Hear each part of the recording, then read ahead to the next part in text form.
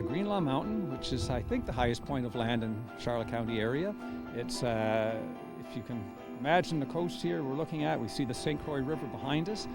Just below us here to the south is the town of St. Andrews. It's an amazing place. If you come over the crest of the hill here and you see this view, there's not a lot like this in New Brunswick. It's an extraordinary place just to visit, to see. But having a lifelong interest in birds, naturally, and certainly birds of prey, we have about, I think, 14, 15 species across here. To see them in such numbers as we can see them some days, to see the low-flying birds that come in and right over top of the watch, and you get views here of hawks and eagles and ospreys and so on. It's really hard to get otherwise. They're normally very secretive birds when they're nesting. Here they're in migration and you can get very good looks at them. So for me, it's a thrill every time I'm here, even on a quiet day, because you never know what's going to pop up. On a day like today, when you have no backdrop other than a blue sky, it's particularly challenging. The birds appear as a relatively dark object in the sky, so when they have a dark background like this blue sky, there's no contrast. So it's very difficult to spot them, and there are no points of reference. It's the only hawk watch in Atlantic Canada now that's operating, and certainly on a professional basis.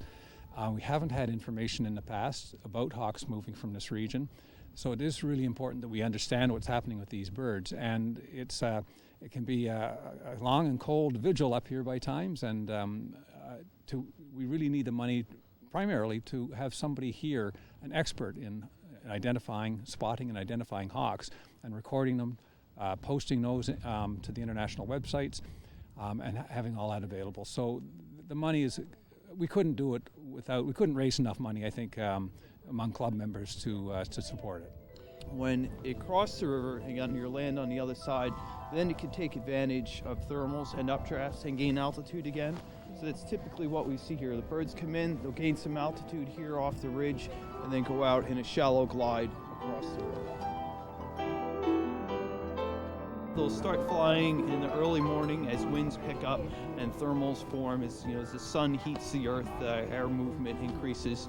And then late in the afternoon, as the sun starts to get low, the air movement decreases, and then it's less efficient for them to travel, so they tend to sit down for the night and rest.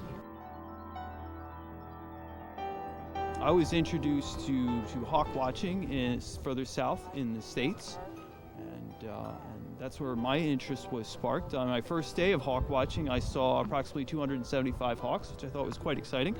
And then I went back about a week later and I saw several thousand, and that was it. I was just hooked from there, and it's become a passion, general passion for the outdoors, as well as birds of prey, and I find migration really fascinating to watch. Most hawks do not like crossing large bodies of water. So if they're coming out of New Brunswick or Prince Edward Island or Gaspé perhaps, maybe as far as Newfoundland and parts of Nova Scotia, they're coming down through the province of New Brunswick and they hit the bay and they turn right. They don't want to cross the Bay of Fundy, and they work their way down the coast and down in through Maine and so on. And so this particular location is at the top of the St. Andrews Peninsula, in line with the coast. So the birds are coming down the coast. They need somewhere to jump over this peninsula and head for Maine. And they also need a place where they can get lift or thermals, the heating of the land and causing thermals, or lift of wind off the mountain, which you can feel here today, so that they can get altitude. They don't want to burn a lot of energy, and then they head out across the river here, continuing on their migration.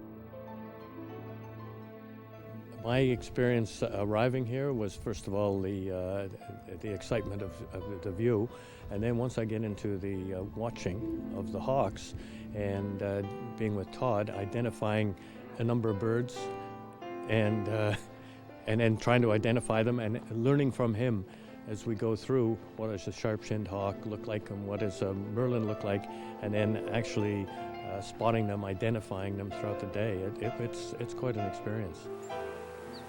I have a bird feeder not far from where we're standing right now, and most of the birds that visit the feeder are black-capped chickadees. The reason why I have that there is when the chickadees spot a hawk overhead, they give off a warning call. So it alerts me to the presence of the raptors, and I consider them my most valuable volunteers, and I try to keep them well fed. They're a big help. We could have 500 going overhead right now, unless we turn our attention up there at the right moment, we're going to miss them. Right. So you'll see me scanning like crazy sometimes. Todd's an extremely gifted hawk watcher. He's been at it for years, and what he does is, in general terms, naturally enough, the birds are arriving from the east and heading to the west.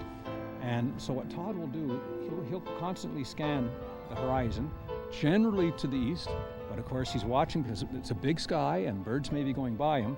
So he'll constantly look at all the view planes we have here, scanning around, trying to pick birds out from a long distance away, and he's very good at it.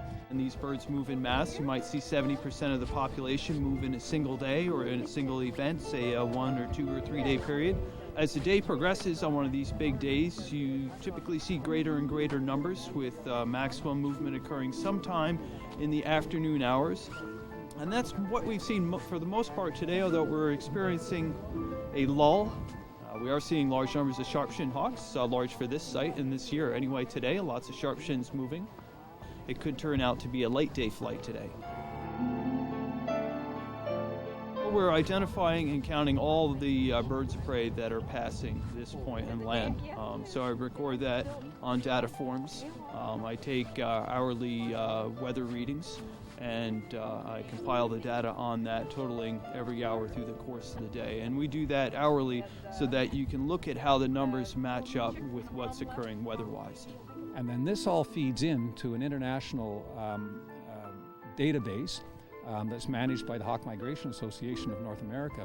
So they can compare what's happening coming out of, in our case, Eastern Canada, to what's happening elsewhere in the Eastern Flyway and in North America overall.